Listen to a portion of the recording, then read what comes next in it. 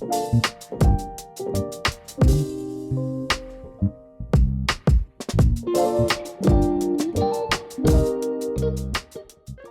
see her mid-swing, suspended in a moment so pure it steals my breath. The wind, it lifts her hair, her cheeks bloom with joy. Do you see it? And in her smile, I catch a glimpse of myself, of who I was, or who I still want to be. There's something about the way that she grips those chains, fearless, certain, as if the whole sky belongs to her. And for a second, it does. Behind her, the world stands still. Time bends, and I'm not just watching, I'm remembering. I remember what it felt like to let go of the ground, to trust that the swing would carry me forward, that the wind would hold me up. I remember laughing without a reason, just because the world was wide and full of mystery. And standing here now, part of me aches, not from loss, but from longing. Longing for that kind of joy, that raw, unfiltered wonder that lived in every ordinary afternoon. She's not just a child at play. She's a mirror, a little echo of the wonder I carry inside, still wanting to be let loose again. And maybe, just maybe, watching her is my way back. Somewhere beneath the rubble of noise, of fear and numbness, they're fragments of joy waiting to be found again. Not through logic, though, and not through force, but through a spark, through creativity. Today, we're talking about how art becomes a rope, one woven from moments of light, one strong enough to pull us out of the pit of depression.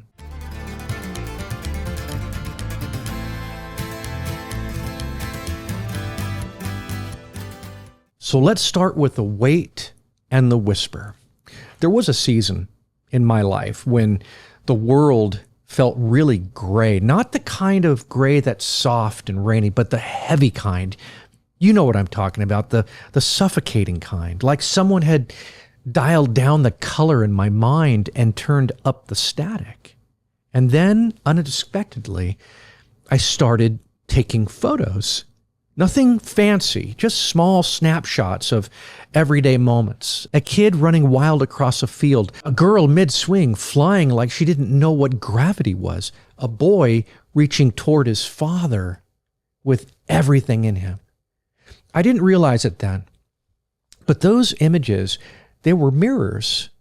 They weren't just photos.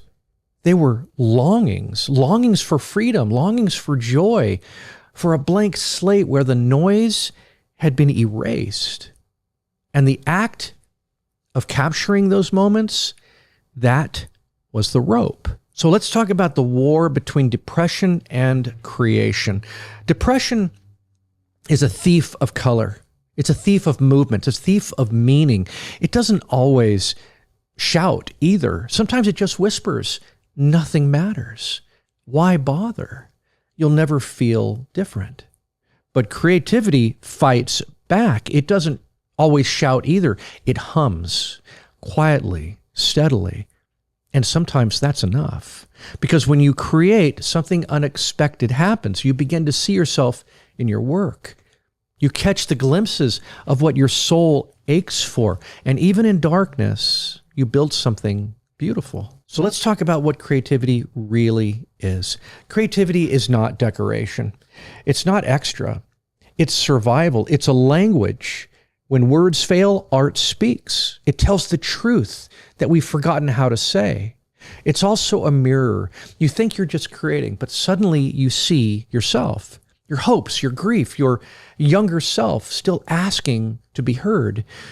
Also, it's a lifeline. Every act of creativity is a small rebellion against despair. It says, I'm still here. I'm still reaching. So let's talk about why you must keep creating. Like I've said before, I don't believe it's for the likes. I don't believe it's for the praise, but I believe it's for your own breath. I believe it's for your own becoming.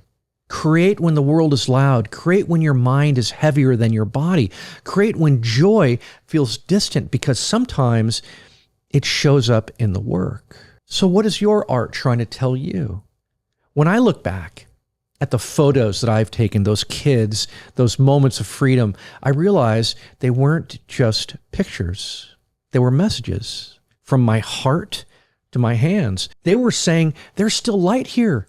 There's still wonder. There's still something worth reaching for.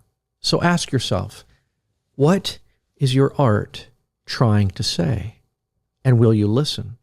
Now go, paint, write, build, shoot, sing, because depression is a pit, but creativity is a rope, and the only way out is to climb.